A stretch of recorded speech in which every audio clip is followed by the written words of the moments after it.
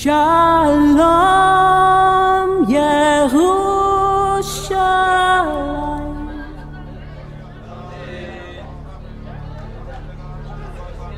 Zeu shari rashechem.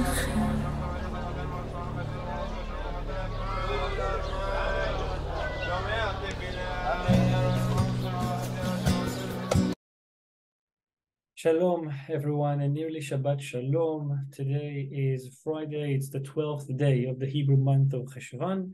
Today is October the 27th, 2023, and we are about to read this Shabbat. We're about to read the third portion in Genesis, which starts on chapter 12. And of course, this is where Genesis begins to gear up a little bit, and we're beginning to zoom in on the real focus of Torah. For two portions, we've been reading about the development of humanity for 2,000 years. We have 2,000 years covered in those two portions, the beginning of Genesis, and now we're beginning to zoom in. Everything begins to slow down, and we are going to see a little bit more details about one's life, and that is, of course, Abraham. Abraham has his, of course, in any case, according to how we read it, without interpretations behind the scenes, but just the way we read it, Abraham had his first encounter with God at the age of 75. It says so in chapter 12. Abraham is 75, Sarah is 65. Even though Abraham's family began to leave their homeland along with his father and his brother. I mean, everybody began to move together towards Haran. Abraham was the only one who was instructed to leave the family and to go by himself to the land that God will show him. And God is giving him a gradual test. And he's saying to him, you have to leave your country, leave your homeland, leave your father's household. He begins with the country, something which, if this were a physical description, we could have expected it to be the other way around. We could have expected for it to be leave your father's household. That's physically the first place you leave, and then you leave the homeland, the area where you were born, and only then you leave the country. The borders of the country are wider than just than the borders of the homeland, and the place of the birth, I mean. But here we see the other way around. We see leave your country, leave your homeland, leave your father's household. Just the opposite than how it needs to be done on a physical level. So we understand that the test or the instruction is actually a spiritual one, not necessarily something that Abraham had to do. Well, of course, he had to do it physically, but the instruction was more spiritually, mentally, cultural. He had to leave everything behind. And it is easier to leave the mentality and customs and traditions of the country, which they touch you less than the traditions and cultures and mentality of the place where you were born, even more so your father's household. So gradually, God is saying to Abraham, leave. You have to leave. And he's giving it to him in steps. Don't leave. You can't leave everything at once and overnight. It's a gradual process. And this is the first test that Abraham was given. There are 10 tests of faith that Abraham is given, from this one all the way to the last one, which is binding Isaac. In between, we have 8 other tests. So 10 tests altogether, 10 tests of faith. And the tests go from the so-called easiest one to the hardest one. Okay, binding Isaac, putting him on the altar and sacrificing him, that was the hardest one that Abraham was ever asked to do. And the first one, that's considered to be the easiest, which in itself is not that easy.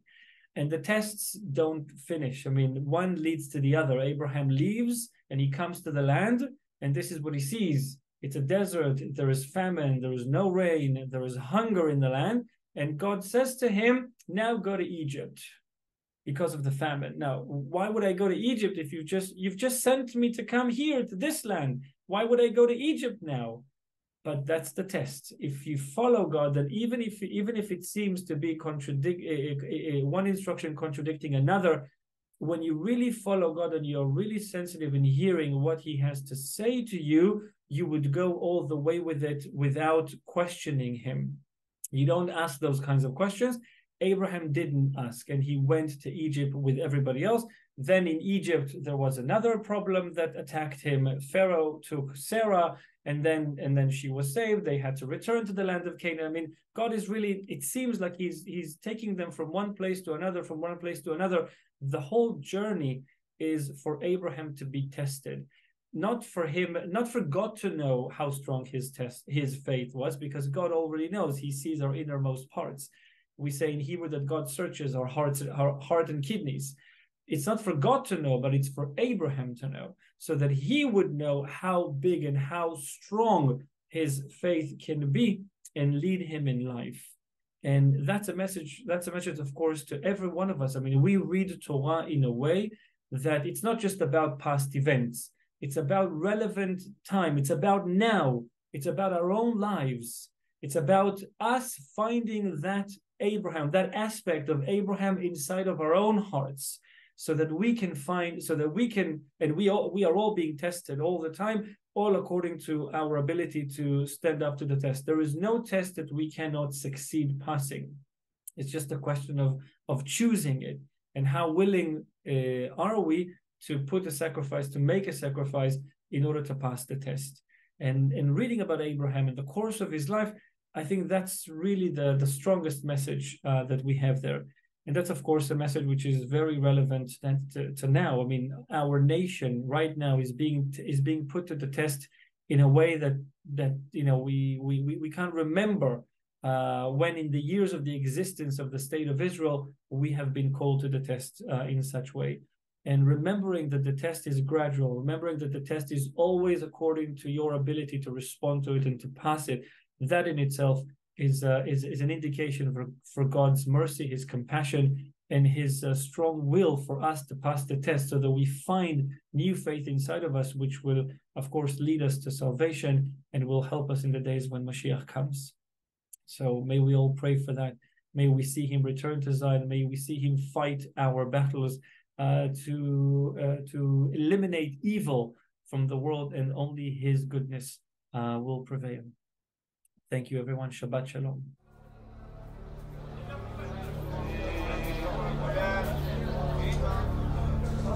Shalom Yerushalayim,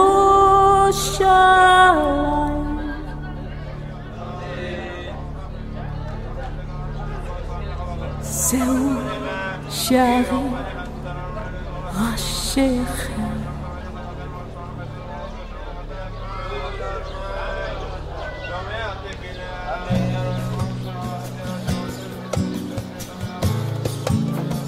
banner over you is love.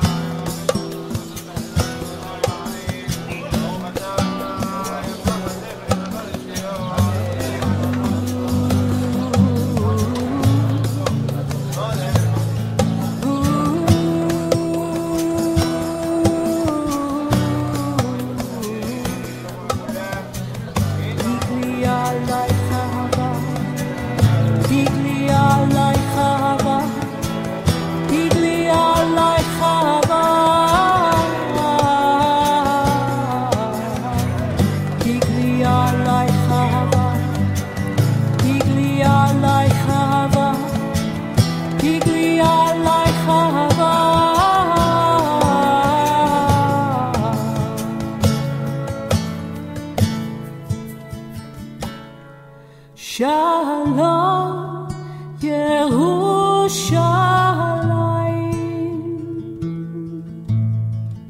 Zeu Sharim Rashechem, Melech HaKavod lo yanum velo yishalach, Shalom Yerushalayim.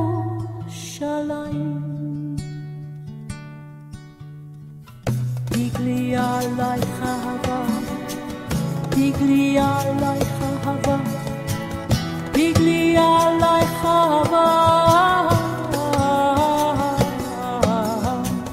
tigli alay chava, tigli alay chava.